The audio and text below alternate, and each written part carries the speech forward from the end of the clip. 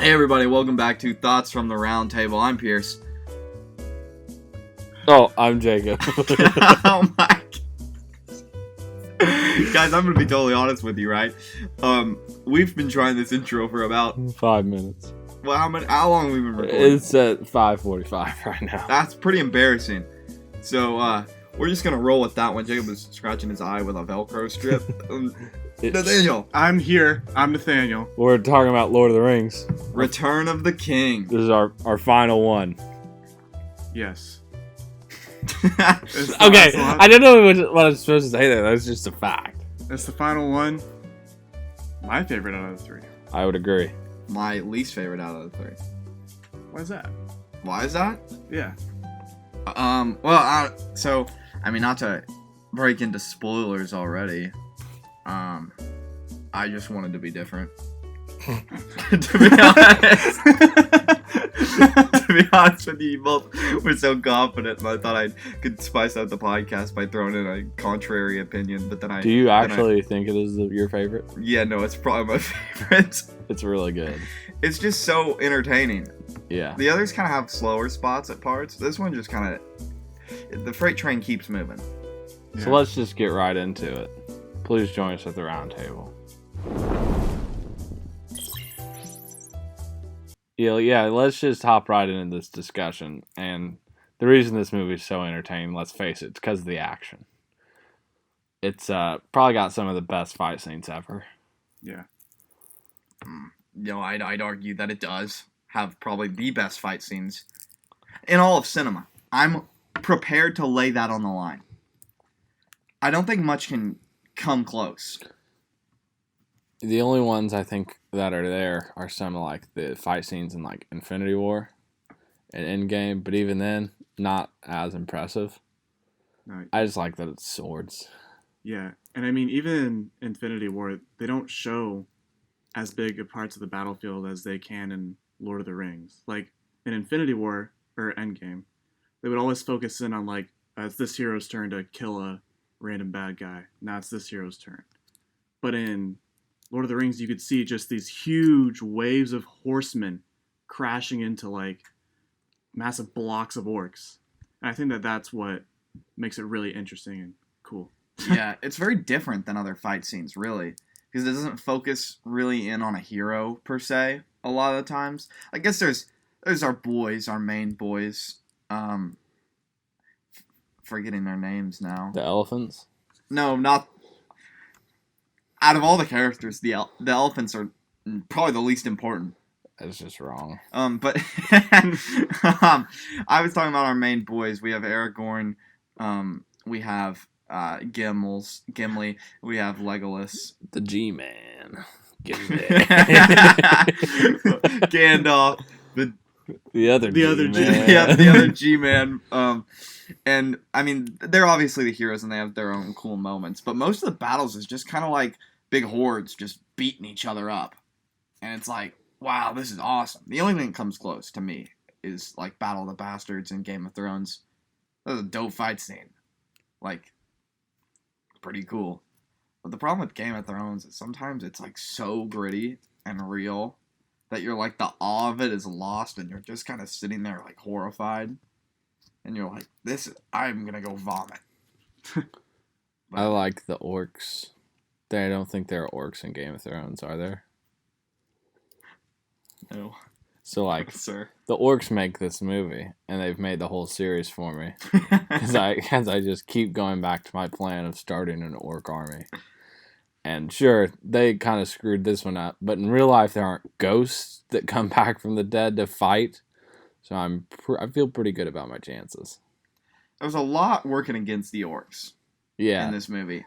Almost an unfair amount. I feel like they just got dealt a bad hand. Poor guys, you know. They only wanted to genocide all men, elves, and dwarves from the world. Yeah, they seemed like real straight shooters. You know. So like that kind of comes with a moral dilemma, though, right? If the orcs want to genocide the rest of the world, but the rest of the world wants to genocide the orcs, is there really a moral high ground? There is not a moral high ground. Don't argue. Well, but maybe there is.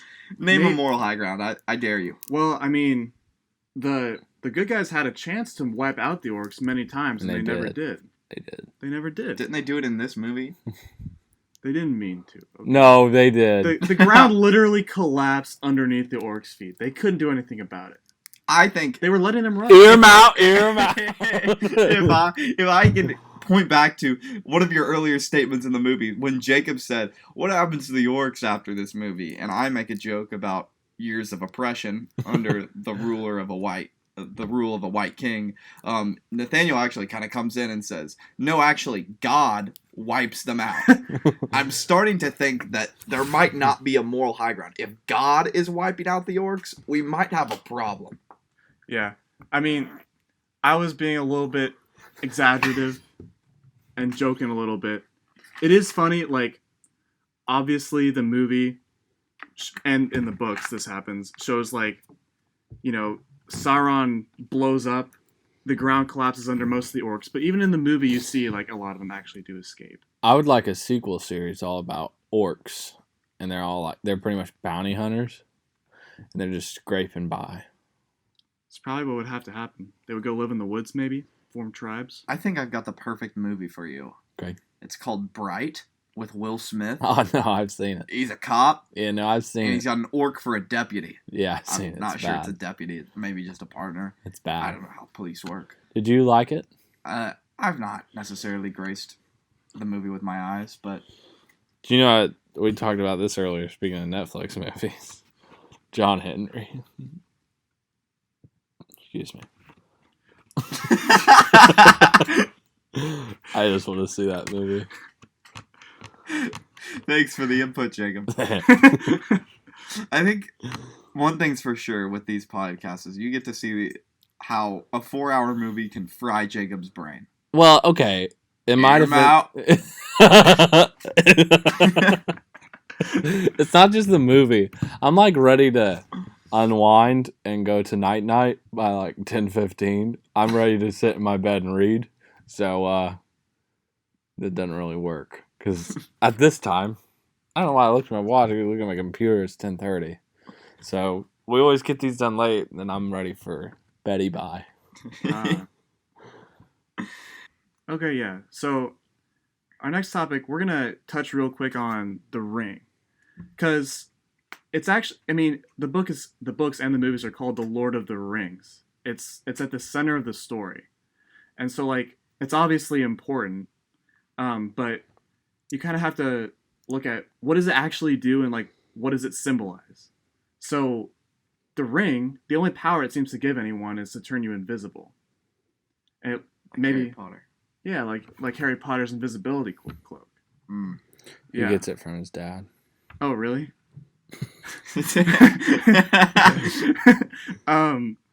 So that's He passed It away doesn't when he seem was like- young. yeah, right. It doesn't seem like that cool of a thing, but in the end, it turns out that it is, because it's what lets Sauron control his orcs, and it's what they need to destroy in order to destroy Sauron.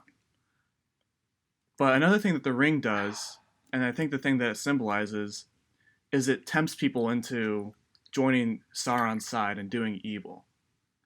So in a way, by destroying the ring, they're destroying temptation. And if you kind of want to look at it as a super symbolic moment, basically what the story is saying, Jeez. basically what the story is saying is Sorry. that by destroying temptation, we solve the evils of the world. And that temptation is what brings about evil. So it's good that he destroyed it, but I have a problem. He broke his chain. This is a perfectly good chain. I know. He just What if it was made out of real silver? I bet he feels like an idiot. Silver prices are going up right now. he could have sold that. People are looking for a way to, keep their currency in precious metals. It's actually not a good investment. Want to share a little bit about why? Yeah. So inflation rises about 2% every year. Yeah. And gold rises about 2% every year. So it's literally just like You're just breaking saving money. Yeah, okay. Right. Like, sure, you get a whole gold bricks and stuff, and that's pretty neat. gold ingots. Yeah. But, Per se. You're better off investing in a mutual fund. Hopefully getting 2.62% return, 2.62% dividends, plus an average of like 6% a year. That would be Going pretty up. nice. Yeah, I mean, like, that's a good deal compared I mean, to gold. it'd be better than I just just throwing feel the chain in it's the just fire. better than ripping it off. Yeah, he he just tosses it in. which really makes zero sense to me. I want to In all go. honesty, why out of the one thing you're supposed to toss into that fire, why toss the chain? I want to go through winners and losers of this movie. I'm not done with this. Okay, Yeah. then I want to go through winners and losers. Okay, because I'm really actually curious, right? So, one, Sauron's bound to the ring, correct? So that's why when the ring goes melt, Sauron goes pop. Right. Like, kind of like a balloon. A lot like a balloon, yeah. Yeah, no. Really So, cool. I get that the ring is temptation. What's with the ring of bringing dramatic temptation, right? So, like, Frodo's kind of been chilling with this thing for most of the time, you know? Mm-hmm. He actually gets the willpower to walk up to the mountain and get right there. And then then he finally decides, right at the precipice of all the danger, that, Good word. you know what? Oh, thank you, Jacob. You know what? I'm not actually going to fulfill this mission that I've spent months doing. I'm actually just going to keep it. What's with the ring in doing that? Does it just want to wait for dramatic effect? I mean, Is there something with the mountain? part of it is like a story thing, but you could also explain it like, obviously the ring's been wearing on him and telling him the entire time he's had it to bow to Sauron's will and take it to him. Mm-hmm. So he's been having to resist that the whole way. And then it is like the ring actually does get more powerful the closer it gets to its master, and it exerts more of its energy. Okay. So at the moment when because the ring is like sentient basically. Like at that moment, it knows that it has the best chance of getting to its master because it's really close in Mordor. Nobody's gonna stop it, and it is at the moment when the ring realizes it's about to be destroyed. Like this is the place where it could be destroyed. It's exactly what happened with Isildur, right? Yeah, no, that's what I was saying. Like, does it just have a thing for dramatic flares? Yeah, I mean, like, because the ring, it gets right to the edge of being thrown in and being wiped out. And so the ring really puts on the temptation juice and is like, nah, don't destroy me. Claim power. Or something. Claim invisibility. Yeah, invisibility is kind of lame, to be honest with you. I mean, It didn't serve Harry very well in the movies. No. Or the books, per se. Harry Potter, hot take, the invisibility cloak only slowed him down. You think so? I think so. I mean, a spell can do the same, Yeah. from what I've heard. Expelliarmus. Not that one. That spell would get rid of the invisibility cloak from my hands. You lost it. I want to talk about winners and losers. I just really want to talk about how I feel like this book series kind of hurt my feelings when it came to Gollum. Like he deserved better. It's kind of tragic. It's a real shame that he was a good guy. He just happened to murder a few people, and now he's not a good guy. He's a victim of the ring. I don't think that you explained that very well. He loses in this movie. He dies. He was undeserving. Some might call him a Christ figure. So that I kind of have a problem with that one. Okay. Isn't your requirements right for a Christ figure? Sacrifice yourself for something. I just thought you had to die. Oh, it's a little more than that. I think I mean, in that case, then like everyone would be a Christ figure, correct? Because death is. It depends on who you're talking to. Per se, like death is. Apparently not in this movie. Death is an inevitability, right? Yeah. Well, not for Elijah. I mean, that's a good point. So under your logic, is Elijah just the only one who's not a Christ figure in the entire universe? And Enoch. Oh, of course. And how could I forget Enoch? Yeah, it's just like some aren't and some are. Right. Yeah. It's a 50-50 chance.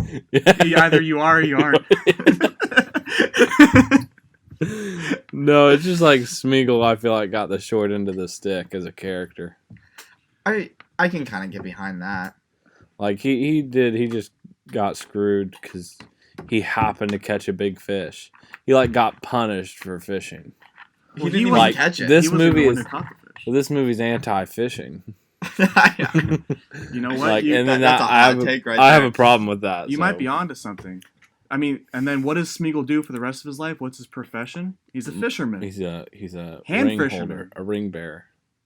He fishes with his hands and he eats them raw. What's wrong with that? It's Well, just sushi. yeah.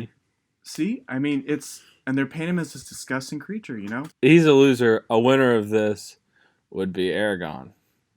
Good guy, all around, and he gets to become king and rule the world. And marry a hot elf. Yeah, I mean, like, what more could you ask for? He Which gets one- it all. It only took him 80 years. I just don't believe that. Nathaniel kept feeding me this bull crap of people's ages in this movie. I just couldn't get behind it. It's You know? fiction. They're not real people. Yeah, but like, no one lives to be 131. I'm just saying. It's a fictional universe where people do live longer. Just don't believe it. Oh, okay. Is it possible that Bilbo, just to make this more believable for you, right? Let's think of something that could live to 131. A turtle. A crocodile is what I was Okay. going with. Do you think, in a way, that Bilbo could just be like a crocodile that had, like, say, the Omnitrix? Yeah, I And- could believe that. Um, I could get behind that. Yeah, so, like, he's... But there's only one Omnitrix, and like Aragon's supposed to be 80. Uh-huh. I just don't buy it. Maybe they're all the same people.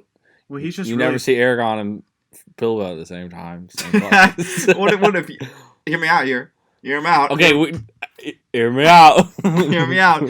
So say there was an alien, I don't know if you remember him, from the Omnitrix called Ditto.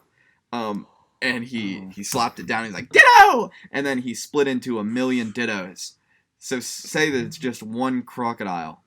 What if this whole thing is a part of the Ben 10 universe? Now that's a hot take I don't think anyone's had. Right? that would be the most amazing crossover I could think of. like, okay, so Aragon and the demon thing that Gandalf wrestled with. The Balrog. Yeah. Yeah, I couldn't think of the name. that's fine. Go figure, right? Yeah.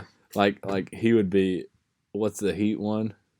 Heat Blast? That's what I was gonna say. Yeah, he would be heat, like a big version of Heat Blast, and then, like ultimate Heat Blast. Yeah, you never saw. Maybe like if the Balrog actually had the Ultimatrix. You never saw like Aragon and him at the same place, same time. Well, you Well, kind of did. Nope. That's in And- the movie. and I just don't Gandalf- buy that. Gandalf was way older than he should have been too. Way older than he looked. Yeah, but he's a wizard, Harry. Oh, so it's different. so Yeah. Right. In your Obviously, head- in your- everyone. your head canon, right?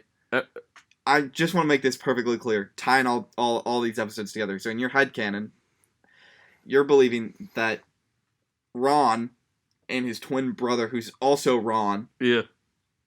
perhaps was great ancestors to Ron Weasley in the modern day, Yeah. making this in the same cinematic universe as Harry Potter, also connected with the cinematic universe of Ben 10, which likewise connects those two cinematic universes. Am I understanding kind of like how you're quantifying this movie? Yeah, and here's like the whole reason why. It's like this is the really important distinction, is that if not, this movie like doesn't really happen, because obviously Harry Potter and Ben 10 are 3 to 4 times the size of literary power that this hunk of junk is. You know, Ben 10 had a show on Cartoon Network. Did Lord of the Rings? Nope.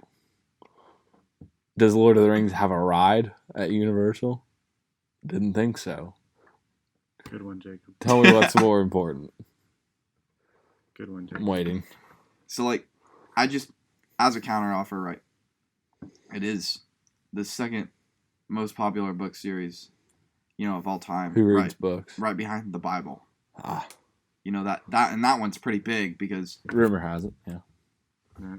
there's a lot of translations of that book. That book's kind of huge. There's a lot of people who are like doing Bibles. But like a lot of people don't read. Like all the smart people watch Cartoon Network. So Oh yeah. Is that true? Uncle Yeah. Grandpa really has some insights into life, doesn't it? Hey, don't bring in Pizza Steve to this. Okay. Regular show is a view on the effect of postmodernism in our society.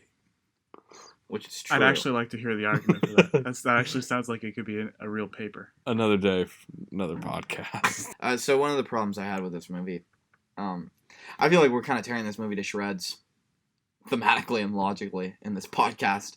But where in this Earth, per se, this Middle Earth, did they find so many horses? Right? In this show, the horses just keep replenishing.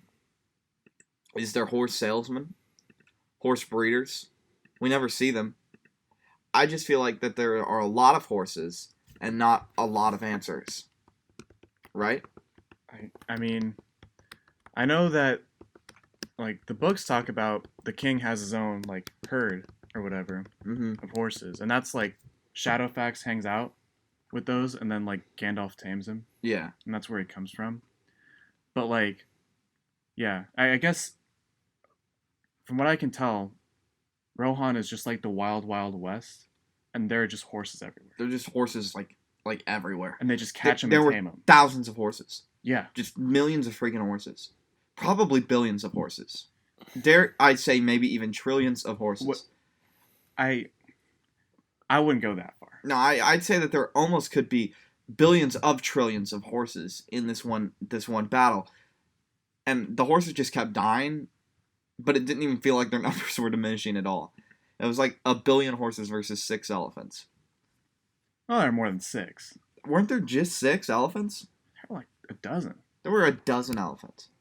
I mean, that's still not very many. You're right. But you got to remember, these elephants are big.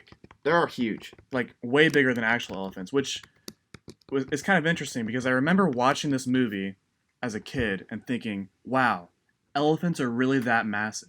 I can build a structure on the back of an elephant and live there. And then it turned out to be not real. You could which still kinda build disappointed. one. You can build like Like little an things. elephant. Like they built a Trojan horse. Oh, like you can build a fake wooden elephant? Mm-hmm. You could live in it. I suppose I could, yeah. I mean, if you built a fake wooden elephant and you gave it to the Greeks as, say, like a present, Mm. and then you actually filled it with, like, maybe cyanide or something. Cyanide, huh? Yeah, cyanide, but it's, like, laced in the wood, so that when you touch it, you know, it kind of seeps in through your fingers. What if you gave them like a chocolate elephant and laced that with cyanide? Then they would eat it. How could you get that much chocolate? This is Middle Earth. They don't really know what chocolate is. Do you not understand the concept of this show? Do you We were think- just talking about the Greeks. Do I you don't- think the Greeks are in Middle Earth? Surely. I don't want them to be. If there is Western idealism, right, then the Greeks had to It exist. didn't start from there. Where did it start then? John Locke. Right, of course. so that's even less believable that John Locke was in here. No, Are I you believe telling me that. that Robert Frost was in Lord of the No, Rings? he 100. He was actually the inspiration for it. Robert Frost? Yeah. Remember his poem? That kind of reminds me of Lord of the Rings. I think he actually, if I remember my history right, Robert Frost actually met a young J.R.R. Tolkien in a candy shop, and J.R.R. Tolkien was scribbling down something in his notebook, and he was crying. And Robert Frost actually went down and knelt down to him and said, "Hey, you beautiful son of a bitch, I'm Robert Frost."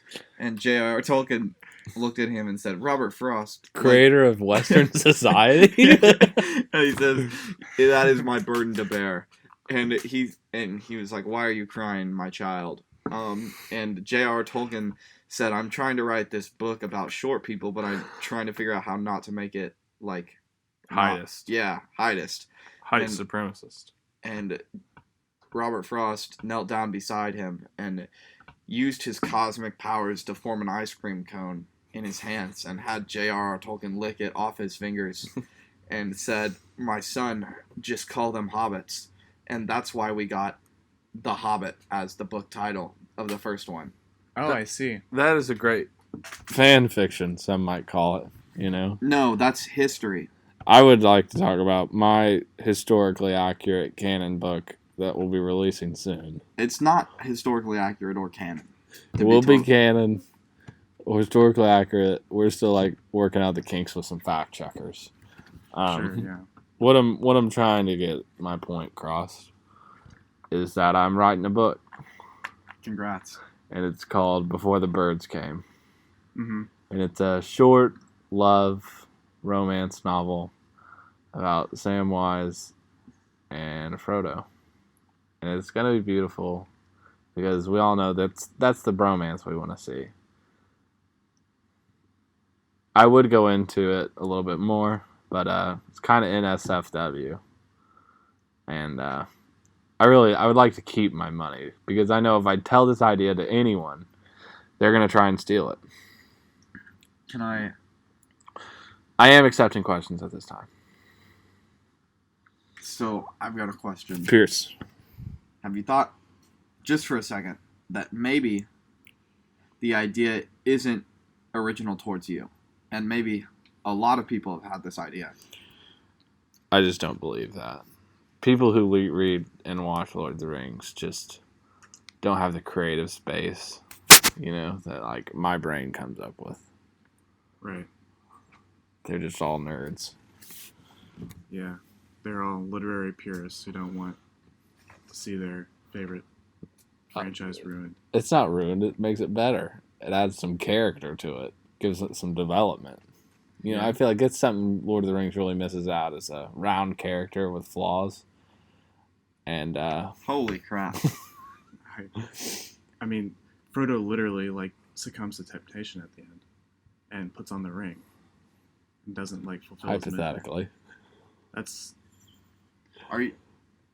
and what I'm asking is, are you saying that to give a character flaws is to just make one love scene? Yeah, that makes a character round? Yeah, it really just gives some depth to it, It's Right. he's not just a character, he's a person, at this point. So Sam gets married at the end of this movie. Yeah, so Sam's more of a character than Frodo. Frodo's still a chump. So it takes love to be a person. You could argue that, yeah. So say for example, right? Gandalf. Yeah. Well, he's a wizard. He's excluded from this. He's an exception in everything. Yeah. So Take Legolas. Elf. He has pointy ears. So he's accepted too? No.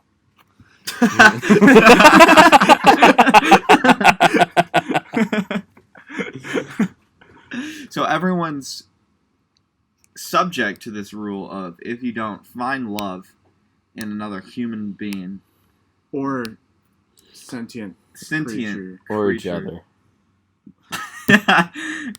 What if, say, for example, someone found love in themselves? Ooh. That is kind of a plot hole in this theory.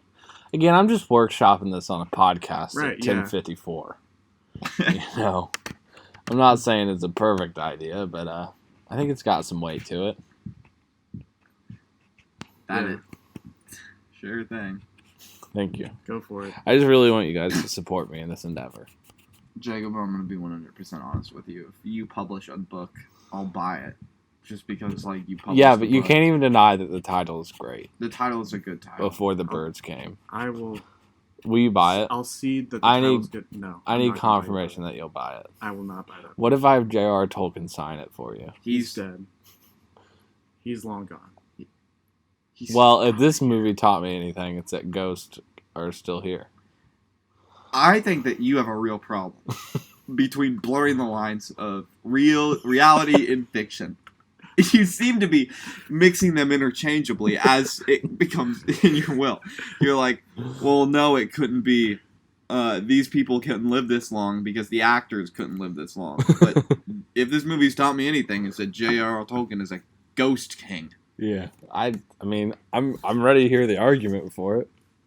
I know that. Ear him out, ear.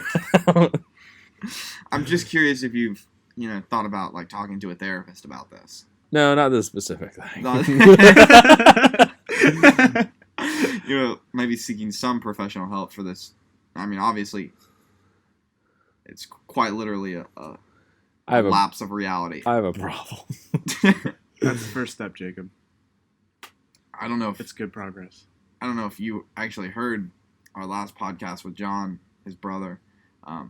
Jacob actually spends a lot of the time in the podcast reeling about how a bird can play an instrument, and he can't play an instrument, so he doesn't think that it's possible or realistic that a bird could play one if he couldn't. I just find it hard to believe, with feathers and all. Right. He plays a guitar. It's silly. Yeah. I mean, you can't argue with that. I just destroyed you using facts and logic. All right. Couldn't he pick it with his beak? He doesn't, though. He's in there. It's fiction. I just don't think it could happen. Well,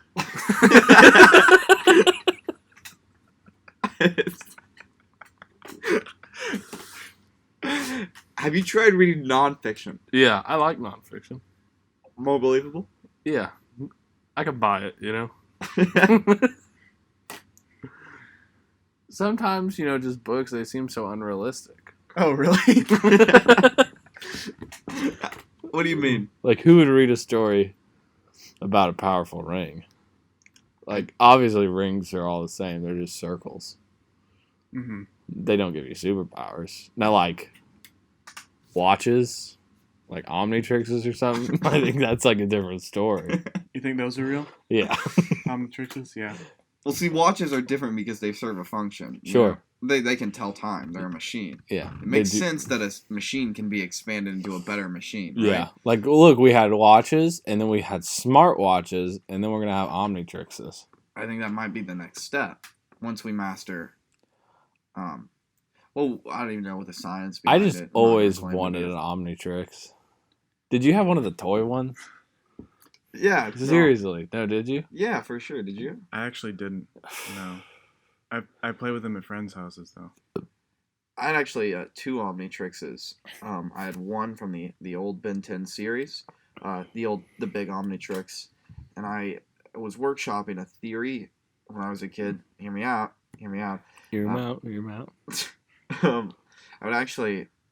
I'd drive my golf cart into the woods, and I would bury the Omnitrix in the woods, and I would come back to it the next day, and I'd dig it up, and I'd be like, holy shit, I found an Omnitrix in here. And I would put it on my wrist, just like Ben 10 did when he got the Omnitrix. And then I would sit down and I would pray. And that's not like a expression. I would pray to God that he would grant me the power just this once to transform. And I'd pop it up. I'd twist it to heat blast. He was the best. True. And I'd smash it down. And it didn't work. It was a real problem. How funny would it have been if you said, and then it didn't work until. No, but I thought that my problem actually wasn't that this idea was unreasonable. It's that I was working with the wrong merchandise. You see, I'm working with an old Ben 10 Omnitrix, and he's moved on now, right? He's at the Ultimatrix, so I thought maybe getting an updated model would solve the problem. So I went to the old Dollar Tree and I picked up the next level of the Omnitrix and I strapped it on. It didn't work. But I tried to workshop the idea a little bit further and I said, maybe if I committed to the bit a little bit harder and I just didn't take it off ever. But then my mom yelled at me because I tried to take it into the shower. And she's like, are you going to take off your Omnitrix? No. I had two of them. I had one of the first model ones, and then they came out with one later that you could buy figures to and put it in there. Yeah. And then it'd be like recognize. I had one of those, and I had all the figures. It was awesome. That sounds really cool. I wish I'd had one. Yeah, instead you read Lord of the Rings. They didn't work. No, I always wanted to. Oh. I was like kind of like whenever you're a kid and you watch shows like that, you like really want those powers. I wanted to be Batman like really bad. I really struggled a lot with whole like mentally like, I couldn't just pray for things to happen. It was a real problem with me. I thought I could get the Force for like a really long time. I thought I was Force sensitive. I think we always all had the hope. I thought it was like a real thing. I was like 14. I'm just kidding. I'm going to be totally honest with you guys. There are times when I reach out my hand.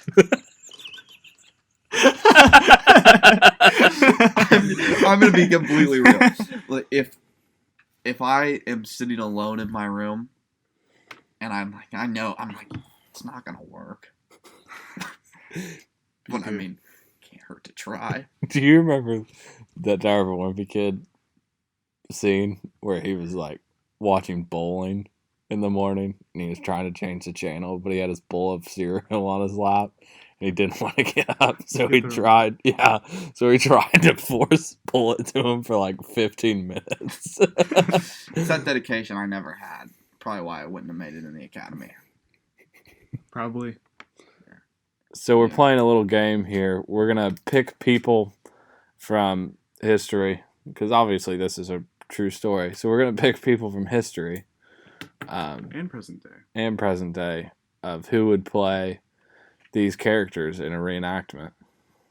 So, Pierce, you want to read off the characters we chose? Yeah, we have here on my list of character names, we have Frodo. Woo! Boo. Sam. Yeah. Everyone likes Sam. We got G-Dog in parentheses wizard. Oh, Gandalf. Gandalf. The G-Man. I don't know how to spell Aragon, but I have Aragon. Aragorn. Handsome man. Hey, he's got a beautiful face. He does. Gimli the dwarf lord. G-Man. Yeah. Ron. Yeah. Either one of them. And Legolas. Elfman. Elfman. Jacob, you want to start us off here? Your list for Frodo. For Frodo, I think this is an easy one. He's one of the most respected men probably ever. Mm-hmm. He's also short. Napoleon. That is an all-time cast for Frodo. Yeah, I think he's just short, and that's what I thought of. I was gonna say that. It'd be funny. Well, we can have repeats. We can have repeats. Are you going with Napoleon, Nathaniel, for Frodo? You know what? I think that's just the one that makes most sense. Yeah. He had black hair too. I was Frodo's hair is brown. You idiot. What? What were you gonna say, Pierce? For my Frodo, I think I'm gonna go with a little bit of off kilter here. With Hollywood magic. Terry Crews. I thought of Yao Ming, the 7'6" basketball player. I think that would be a good one. We're doing just be ironic. We're doing like a little reversal thing where hobbits are tall. Yeah, and I think Terry Crews could add a lot of character depth to Frodo and muscle. Frodo's really weak, and I think that's got to change in my version. I just want to hear Terry Crews. They're like, Frodo, we have to go, and he's like, Old Spice. No, Frodo, we have to go to the ring, and he's like Old Spice. That's the only thing. His only line. It's it. But for Samwise Gamgee. This is kind of an easy one for me as well. Mm-hmm. I'm gonna choose Dwight E. Eisenhower. Dwight E. Eisenhower, really? Yeah, just because of the. I'd say like the dynamic between him and Napoleon. Yeah, I think that would be interesting. I mean, I don't know if it'd follow the story, but I'd like it. We like Ike. We like Ike. We like Ike. Yeah, no. Well, there we have it. We all like Sam. We all like Ike. Yeah, I thought that was a good one. Again, then I was kind of having trouble with Sam, but I think I would choose. I don't know. I guess Peter Dinklage, famous short actor. Nice. Yeah. I think that could work well with Napoleon. Yeah, totally. Yeah, you gotta. When you're making one of these lists, you gotta see how your characters would interact. So, with mine being Terry Crews, I had to think who could really fill that shoe. Andy shoes. Samberg. No, you'd think I would go there, but then I was like, who really likes Andy Samberg? Not too many people, and everyone likes Sam. Everybody loves Raymond.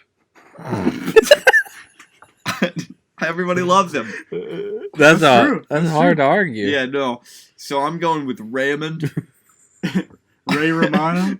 No. The character Raymond. It's actually one of the episodes of Everybody Loves Raymond. Raymond goes to audition for the role of Samwise Gamgee and gets it with co-star Terry Crews. So for Gandalf, I just can't pretend like that didn't happen. I'm just saying, everybody loves He it. does. Everybody does love him. Everybody loves Ray. It's true. For Gandalf, I was kind of thinking while you guys were talking, like, who would be like a wizard I could use, right? Because he has to be a wizard to like portray this on stage. Yeah. Right. So I'm gonna choose a 90-year-old Harry Potter. The boy who lived is now the grandpa who lived, and he's Gandalf. Wow. Yeah, no, I think that could work. Yeah, that could work. That could do really well, actually. One of the most popular wizards ever. You know, like the documentaries on him were like a real hit. So Yeah. No, I could see that. Yeah. I I would go with Morgan Freeman. think Morgan Freeman would be an excellent Gandalf. I I think so disagree. too. He's a very wise old man. He has a great voice. That's so fair. He'd play Gandalf well. The way I kind of think about Gandalf is what is his key characteristic, right? White, first off. no. How I came about out, you rephrase that? I came out wrong. I'm not really great at this. I was meaning white is in the color, not not the race. The color Like his clothes. would look good in white. Sure. Would look good in white. He's Gandalf the White. Next, has to have power. And I think, I've said this before. I've said this before. Who has power in this world, or who did? One of the most powerful men in all of history is John D. Rockefeller. And I just feel like if John could come back and hang out with Raymond and Terry, I think we could really make a good movie here. What is this bit? What has made you think of John D. Rockefeller? I've thought a lot about John D. Rockefeller in the past couple days. Yeah. Ever since The oil tycoon. Now Jacob mentioned oil in this book he's reading, and I my brain went back to the oil tycoon himself, John D. Rockefeller, and then I thought, what really is oil but liquid gold, right? As they said, and it kind of made me think about the old show, Hillbillies of Hollywood. What's that called? Beverly Hillbillies. The Beverly Hillbillies, where they struck oil and then actually moved to Beverly Hills, but they were hillbillies. And I thought, well, what if John D. Rockefeller was a Beverly Hillbilly in a way? And then I thought, well, that would mean he would have to be involved in the Hollywood scheme, and so that's kind of what drew him into the casting for this role. What's our next person? I mean, I think that makes sense.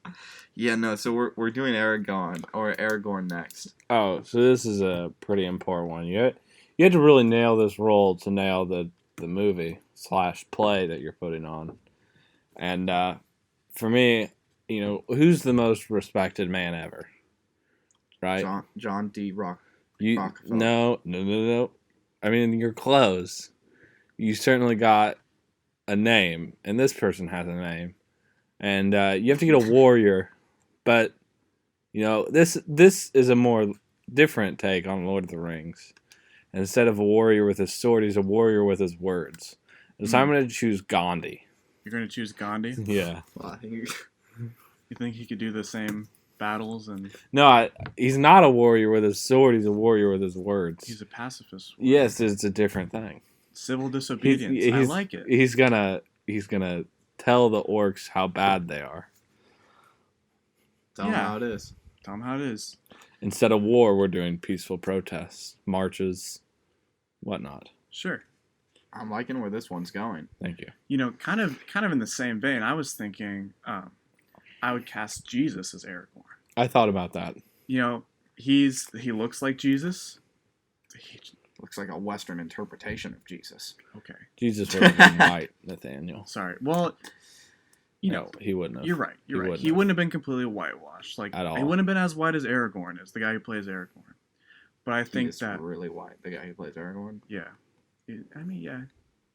He's got a nice tan, but, you know, I mean, yeah, but he's pretty white. Mhm. Yeah. No, I mean, Jesus was Jewish. Right? True. So that it would be a little bit different there. But again, I casted Morgan Freeman as Gandalf, so I think would that be a little, hard to deal with? Is like Jesus, who is actually God, and Morgan Freeman, who played God in the movie Bruce Almighty. I thought he was Well, an Evan Or, Almighty. Evan Almighty. Do you think that would stir up some tension between, Jesus' dad and Morgan Freeman? well, you know, Did you think about that? I Gosh, you idiot. Well, I think that maybe Jesus could have given Morgan Freeman some tips, retroactively complimented him on what he got right, stuff like that. Yeah. But the thing is, I think it would just be really cool to see Jesus like riding into battle and swinging a sword, but also like telling the orcs what they're doing wrong, much like Gandhi would. Thank you. You stole at my the idea, same but time. it's fine. Yeah, sure, I did. Yeah, no. I mean, I did that with Napoleon. I'm not gonna lie, I had it. Yeah. Aragon, I think, is, he got really one quality, and that's that he's gorgeous. Sure. He's also good at fighting, and I thought about someone who I think is gorgeous and good at fighting, and also a man. And really, the only person that kind of came to mind would be Teddy Roosevelt. Really, I think Teddy could be a really good. I think that I was thinking of him too. Legolas and Gimli could almost be the Rough Riders Oh, okay. in a way, and I think we could Yeah. kind of substitute the actual war in Lord of the Rings too. Obviously, The Spanish American. the Spanish-American War. The war in Cuba. Yeah, no, I think that would be a much better interpretation. Who are the orcs? This, The Spaniards. yeah. So It's got to Iron do out. some rewriting, but we'll get there. well, we're ironing out some kinks. I'm just saying, Teddy Roosevelt's a hero, just like he always is. He kind of is. Yeah. My next pick is Ron. We had to pick. You're on Gimli. Oh, there's Gimli. Yeah. Goodness gracious, this is a long bit. Yeah. Maybe we should just skip to Ron. Yeah. I want to do Gimli. Let's do Gimli then. Okay, we'll skip Ron and then just go to Legolas after this. Okay. So for Gimli, you have to choose someone who's funny, but also someone who swings an axe, and I think that's funny. So I'm gonna choose the guy from The Shining. Oh. What's his name? Jack? Yeah, Jack from The Shining. Yeah. I'm gonna choose him. He swings an axe. He says, "Here's Johnny." I can see Gimli saying, Here's Gimli. Yeah, Yeah, that would be funny. Yeah, that worked. That would would work. be funny. That Yeah. was a good one. That'd be funny, I Yeah, think. so that's what I'm doing. Excellent point. Yeah, I would pick Danny DeVito. That's an excellent Gimli. I think that he would play Gimli well. He's funny like Gimli. I think he could grow a mean beard. And He's also the trash man. he's the trash man, and he's about the right height. He's about the right build. I think that Danny DeVito could swing a pretty mean axe. I also think it would be better if Danny DeVito didn't wear a wig or anything and just grew out what hair he has left. Really long, as long as Gimli's. That would be funny, I think. I think that Yeah, would also be that'd be that'd be quite funny. I'm actually gonna go for a little bit of a different take on it than you guys. I think that the only really true choice to play Gimli besides the actor chosen would have to be Will Ferrell. I think Will Ferrell could kind of nail Gimli to Yeah. a wall. I mean, he's a comedic character. You got to get a funny guy. I think that Will Ferrell actually, in this kind of mindset that I have him in, he's just kind of relapsing into old roles occasionally. He forgets what he's playing. And the people on set just were thankful that they got him there. So, they weren't going to mess with his mojo. And so that's kind of he's in and out of Gimli and other characters, like the dad off the Lego movie. Right. Brennan from Step Brothers. Shakespeare. I mean, Sherlock Holmes. Elf. Yeah, no, Yeah. I For- think Buddy. that's good. For Legolas, I think there's only one correct answer. You want someone who's distinguished. Mm-hmm. They're from a foreign land. Justin Trudeau, Prime Minister of Canada. That is shockingly close to my choice. I don't know. I just think, he could talk. He's handsome. I could see him with blonde hair. Wouldn't be my first choice, but he could rock it if needed. Mm-hmm. Yeah. Man, I'm having a tough time with Legolas. I would. You know what? Here's breaking some boundaries. Except I can't remember the name of the actor. Oh yeah, let's. I cast Jennifer Lawrence. Oh, Katniss. Because she's Katniss. She's really good with the bow. I see it. Maybe dye her hair blonde. She's done it before. Yeah. She's She's from Louisville. really Really? Mm-hmm. like Wow. the Cardinals. Yep. Yeah. So mine for Legolas, I also kind of wanted to go with a political figure, because I feel like Legolas is a political guy. Yeah. He's a prince. Yeah. And I kind of want to keep my theme going for United States presidents that I really just like and would love to meet and It's direct. Did you? It's not Obama. It's actually Calvin Coolidge. How is that close to Justin Trudeau? I feel like they have similar viewpoints on a lot of things. Probably look somewhere. They look so similar. I feel like Legolas is kind of like a rock in these movies. He's stable. The anchor, someone who doesn't show too much emotion. And that's Silent Cal. That's why I would choose him, and I think he'd just be a pleasure to work with. Honestly. A I can dream think to of have him. on set. Yeah. I think him and Teddy might clash. But I think if I separate them, then it'd be kind of fine. They were in the same party though. They were in the same party? Yeah. So maybe they would be great friends. Maybe. If you guys got to the end of this, you are a true fan. Please like the podcast. We had mediocre amounts. No, this was a super fun podcast to record. It was all over the place. I think we talked about Lord of the Rings for like 5 minutes. But I still had a lot of fun recording it.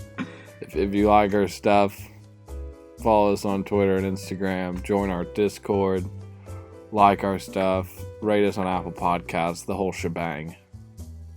And thank you so much for coming on and joining us in this adventure down memory lane, Nathaniel. Yeah, thanks for having me, guys. It's been a pleasure. It was sure fun. All right. With Jacob that- needs to go to bed, so With- with that, we'll see you guys next time. Yeah, thanks. Bye.